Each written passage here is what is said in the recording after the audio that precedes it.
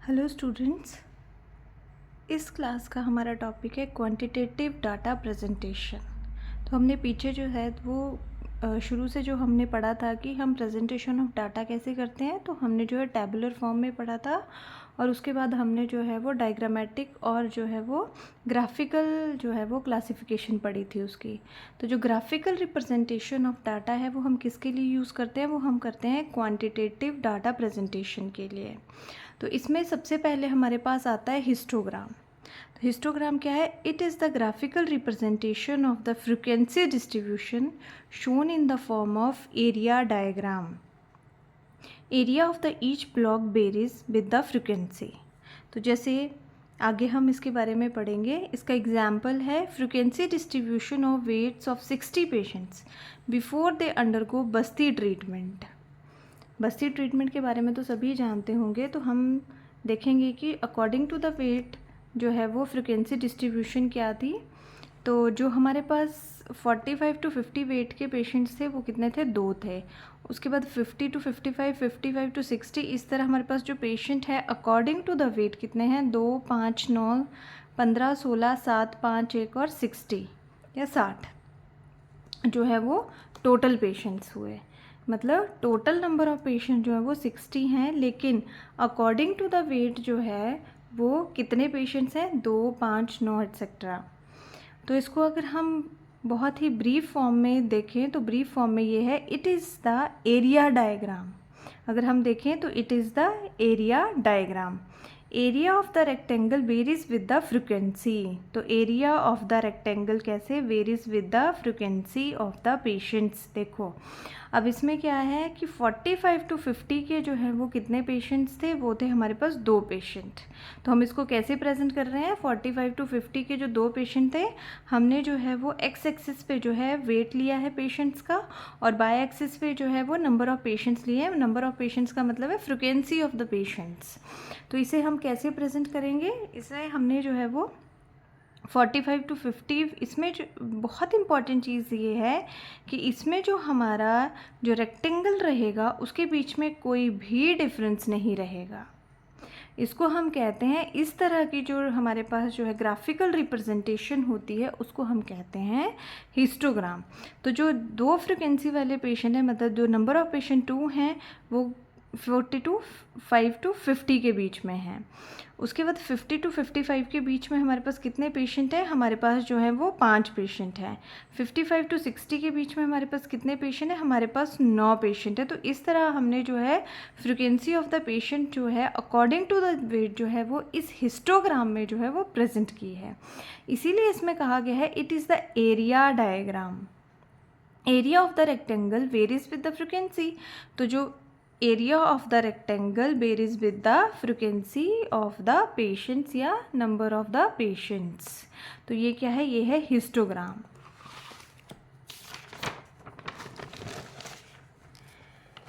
इसी तरह जो है वो नेक्स्ट हमारे पास ग्राफिकल रिप्रेजेंटेशन जो आती है वो आती है हमारे पास फ्रिक्वेंसी पॉलीगन। पहले हमने हिस्टोग्राम पढ़ा, अब है frequency polygon. Polygon is a figure with many angles. It is used when sets of data are to be illustrated on the same diagram such as birth rate, death rates, etc. तो ये हमने normally देखा भी होगा, जो हमारी books रहती हैं उसमें जब हम बर्थ रेट, डेथ रेट ये सब पढ़ते हैं तो हम फ्रिक्वेंसी पॉलीगन जो है वो ऐसी ग्राफिकल रिप्रेजेंटेशन उसमें देखते हैं। इसके लिए एग्जांपल है फ्रिक्वेंसी ऑफ, अगेन हम वेट ऑफ द पेशेंट का जो है वो एग्जाम्पल हम इसमें लेते हैं। तो ये वेट ऑफ द पेशेंट है, ये उसकी फ्रिक्वेंसी है।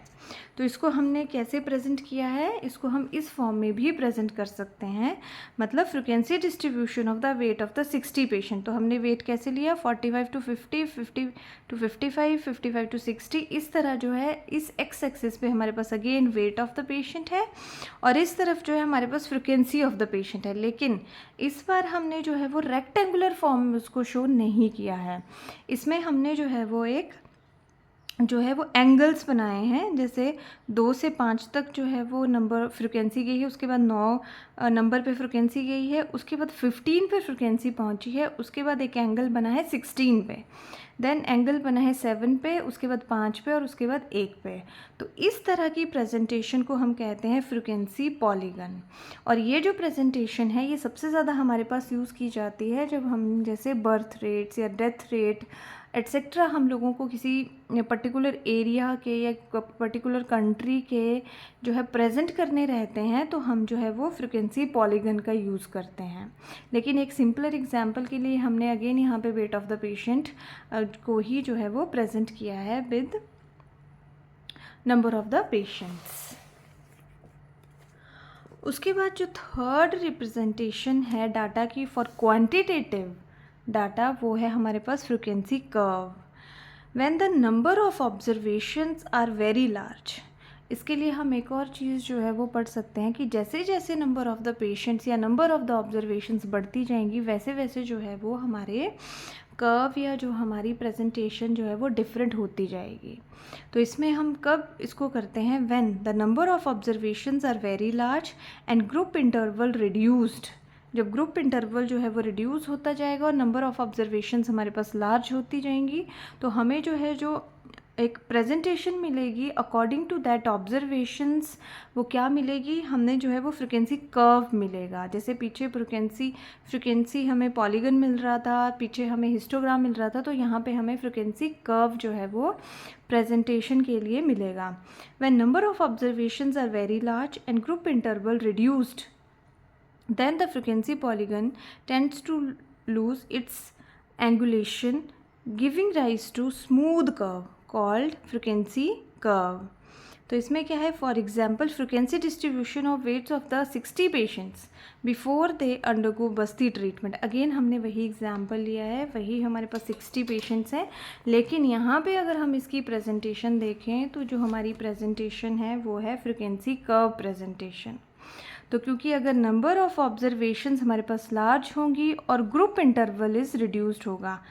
अब ये तो हमने इजी करने के लिए वही लास्ट एग्जांपल ही लिया है, लेकिन नॉर्मली ये तब बनता है जब हमारे पास नंबर ऑफ़ ऑब्जर्वेशंस जो है वो लार्ज हो जाएंगी। मतलब 45 to 50 के बीच में जो है वो 2 पेशेंट्स हैं, तो उसको हमने जो है यहाँ प्रेजेंट किया है।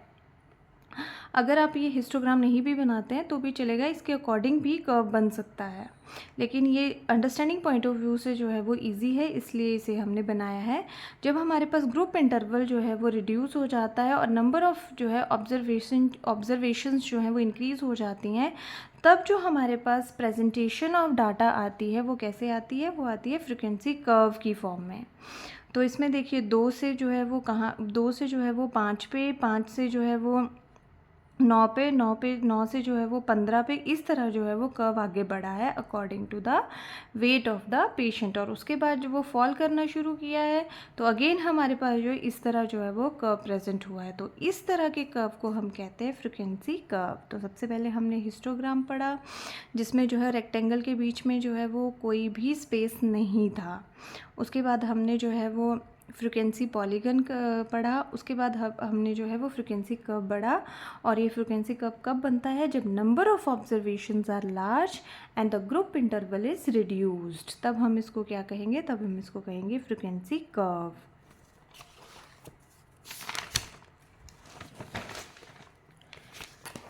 नेक्स्ट हमारे पास आता है लाइन चार्ट्स। अब again when the frequency polygon represent variations by a line, it is called line graph. It shows the trends of events occurring over a period of time, like rising, falling and showing of fluctuations. अब देखिए इसमें क्या है, ये हमने normally बहुत सारी books में हम इसको देखते हैं कि ऐसा जो है वो कुछ लाइंस बनती हैं किसी रिलेशन को या किसी फ्रिक्वेंसी को प्रेजेंट करने के लिए। तो इसमें हमने क्या एग्जाम्पल ली, इसमें हमने इवोल्यूशन ऑफ द पॉपुलेशन ली है। तो इवोल्यूशन ऑफ, तो हमने ऊपर भी कहा कि हमने इसमें क्या किया है, it shows the trends of events, मतलब ट्रेंड्स कि 1801 में क्या ट्रेंड था, 1901 में क्या ट्रेंड था, उसके बाद 1962 में क्या ट्रेंड था, 1968 में क्या ट्रेंड था। इस तरह जो है वो विद ईयर्स जो है वो पॉपुलेशन राइज कर रही है या फॉल कर रही है, वो एक ट्रेंडिंग पॉपुलेशन है, उस टाइम का वो ट्रेंडिंग इवेंट है। उसको प्रेजेंट करने के लिए हम जो है वो इस तरह की लाइन चार्ट का जो है वो यूज़ करते हैं। तो इसमें क्या है, ये बिल्कुल पीछे की तरह है कि जब हम फ्रीक्वेंसी पॉलीगन को ना प्रेजेंट करके हम जो है वो किसी ट्रेंड को जो है वो वेरिएशंस बाय लाइन हम कैसे रिप्रेजेंट करते हैं, लाइन से रिप्रेजेंट करते हैं, तब हम उसको कहते हैं लाइन चार्ट्स। तो इसमें क्या है, इवोल्यूशन ऑफ द पॉपुलेशन। तो 1801 में हमारी पॉपुलेशन जो थी वो यहाँ से यहाँ तक थी, फिर 1901 में वो इतने हमारी पॉपुलेशन पहुँच गई, 1962 में हमारी पॉपुलेशन इतनी पहुँच गई, तो हम इसको कैसे प्रेजेंट करें, लाइन की फॉर्म में। 1968 में हमारी पॉपुलेशन यहाँ पहुँच गई, 1975 में हमारी पॉपुलेशन, और अगर हमें इसको ऐसे प्रेजेंट करें तो देखिए ये ऐसे प्रेजेंट होगा कि अगर 1982 और 1990 के मिड में अगर हम देखते हैं तो हमारी पॉपुलेशन जो है वो 2000 तक होगी।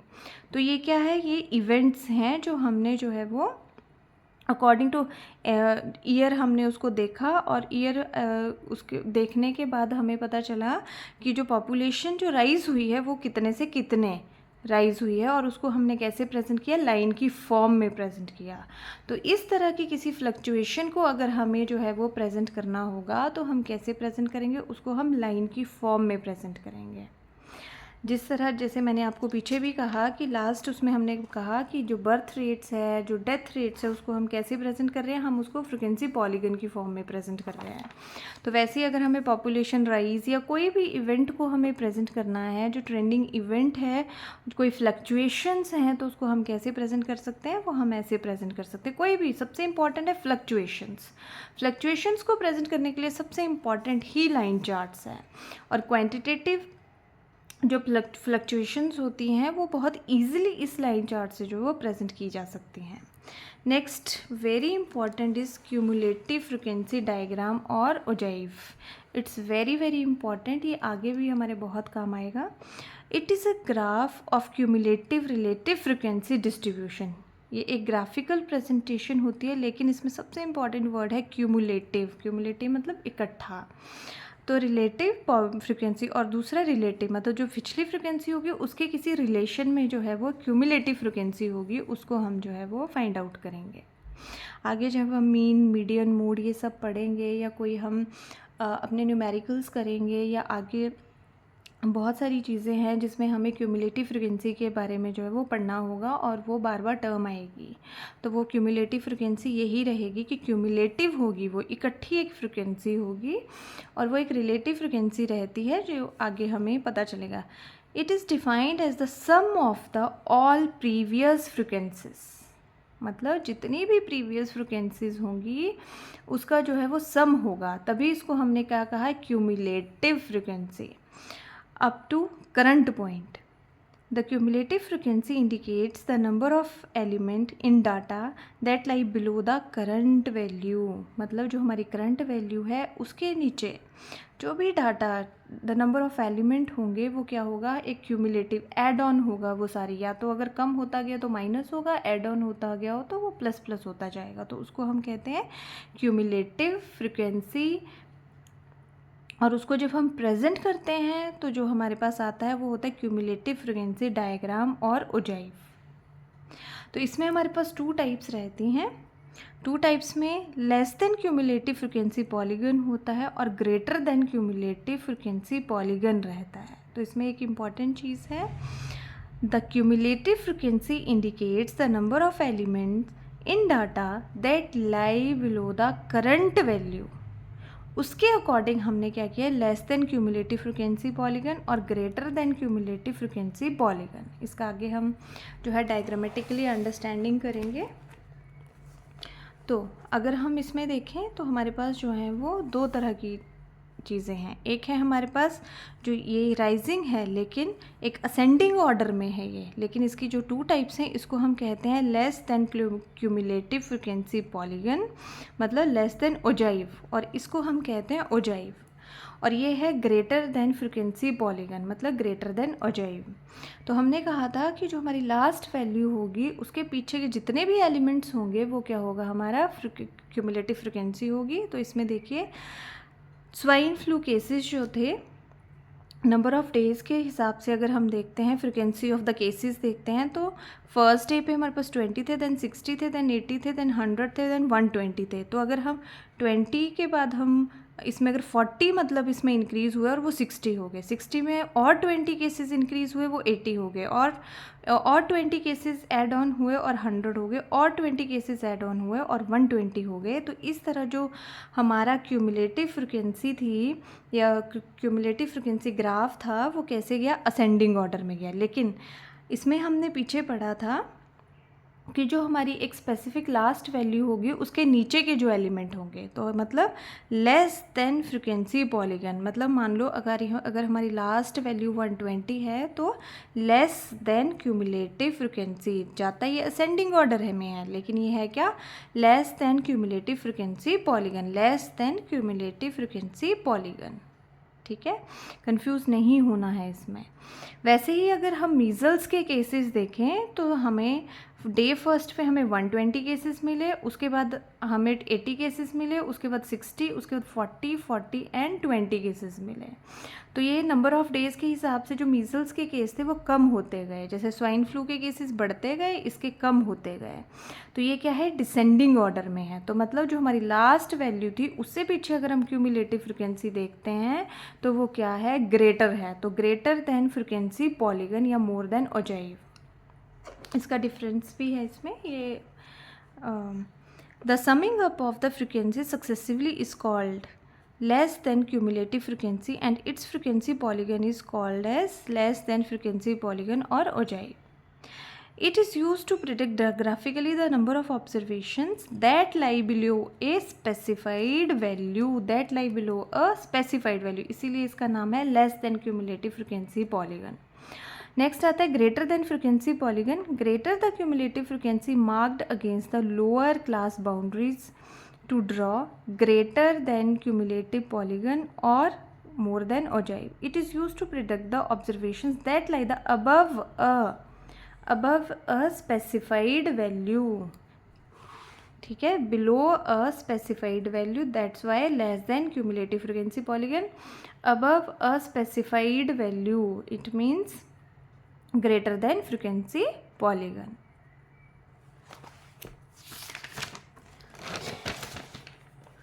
उसके बाद लास्ट हमारे पास क्वांटिटेटिव डाटा को प्रेजेंट करने के लिए जो हमारे पास है वो है स्कैटर्ड और डॉट डायग्राम। तो स्कैटर्ड और dot diagram is also called as correlation diagram, इसको हम कोरिलेशन डायग्राम भी कह सकते हैं। Graphical representation which shows the nature of correlation between the two variables in the same person, मतलब एक ही पर्सन में हमें ग्राफिकली प्रेजेंट करना है, कोरिलेशन प्रेजेंट करना है बिटवीन द टू वेरिएबल। तो अगर इसमें हम वेरिएबल देखते हैं तो वन इज़ वेट वेरिएबल, आगे हम वेरिएबल भी पढ़ेंगे, वन इज़ हाइट वेरिएबल। ठीक है, तो इसको हम बोलते हैं पॉजिटिव कोरिलेशन। इसी तरह अगर हम देखते हैं तो इसमें क्या है, इसमें कफ दोष है और ये व्यायाम है। ठीक है, कफ दोष है और व्यायाम है, ये अगेन इसको हम कहते हैं नेगेटिव कोरिलेशन।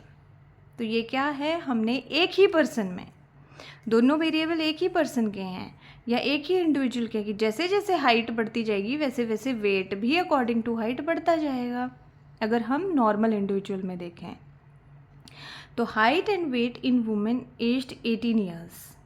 ठीक है, तो इसमें क्या है, हाइट ऑफ द वुमेन बढ़ती जाएगी, वैसे वैसे वेट जो है, अब हमें पता है कि अकॉर्डिंग टू द हाइट जो है, हमने नॉर्मल वेट हमेशा पढ़ा है कि इतनी हाइट का पर्सन है तो इतना वेट रहेगा, अगर 5 फीट है तो इतना रहेगा, 5 फीट 1 इंचज़ है तो कितना वेट रहेगा, 2 इंचज़ है तो कितना वेट रहेगा। वैसे ही वो एक पॉजिटिव कोरिलेशन है कि जैसे जैसे हाइट बढ़ेगी वैसे वैसे वेट बढ़ता जाएगा। अगर हाइट जो है वो इतनी है तो वेट यहाँ फॉल करेगा, अगर हाइट यहाँ फॉल करती है तो वेट यहाँ फॉल करेगा, अगर हाइट यहाँ फॉल करती है तो वेट यहाँ फॉल करेगा। तो ये क्या है, स्कैटर्ड और डॉट डायग्राम है जिसको हमने क्वांटिटेटिव डाटा को प्रेजेंट किया है। वैसे ही इसमें देखो, जैसे जैसे हम व्यायाम ज़्यादा करते जाएंगे वैसे वैसे कफ दोष जो है वो डिक्रीज़ होता जाएगा। मतलब पहले जो था वो कफ दोष यहाँ था, तो हमने व्यायाम किया तो वो यहाँ पे हमारा जो है डॉट डायग्राम है। जैसे जैसे यहाँ को व्यायाम बढ़ता जाएगा वैसे वैसे कफ जो है वो नीचे आता जाएगा, तो इसको हम बोलते हैं नेगेटिव कोरिलेशन, मतलब also called as correlation diagram and graphical representation which shows the nature of the correlation. तो ये ग्राफिकल रिप्रेजेंटेशन है जो नेचर ऑफ कोरिलेशन जो है वो एक ही इंडिविजुअल में 2 वेरिएबल्स का बताती है। जैसे हमने पीछे पढ़ा था, डाटा आइटम क्या है, वेरिएबल है कि हमने कौन सी चीज़ जो है वो ऑब्ज़र्व करनी है। उसी तरह एक थर्ड इसमें एग्जाम्पल आता है, वो है नो कोरिलेशन। हो सकता है कि हम दो चीज़ें ऐसी कोरिलेट करने की कोशिश कर रहे हैं जिसकी कोरिलेशन ही कोई नहीं है। तो देखो, जो हाइट है वो एक्स एक्सिस पे हमने लिया है और वाई एक्सिस पे हमने पल्स रेट लिया है। तो अगर हम नॉर्मली भी देखें, एक नॉर्मल इंडिविजुअल में देखें, एक बीमार इंडिविजुअल में देखें, एक पेशेंट में देखें, तो पल्स रेट और हाइट का कोई कोरिलेशन नहीं है। ऐसा किसी में कहीं किसी बुक में नहीं है या कहीं किसी कोई रिसर्च में नहीं है कि हाइट बढ़ेगी तो किसी का पल्स रेट बढ़ेगा। No, it is different for the different person. There is no correlation between the height and the pulse rate. तो इसको हम कहते हैं no correlation। तो इस तरह जो है वो हमारी क्वांटिटेटिव डाटा प्रेजेंटेशन जो है वो ख़त्म होती है और हमारा जो है वो डाटा प्रेजेंटेशन जो हमने पढ़ा वो हमारा ख़त्म होता है। Thank you.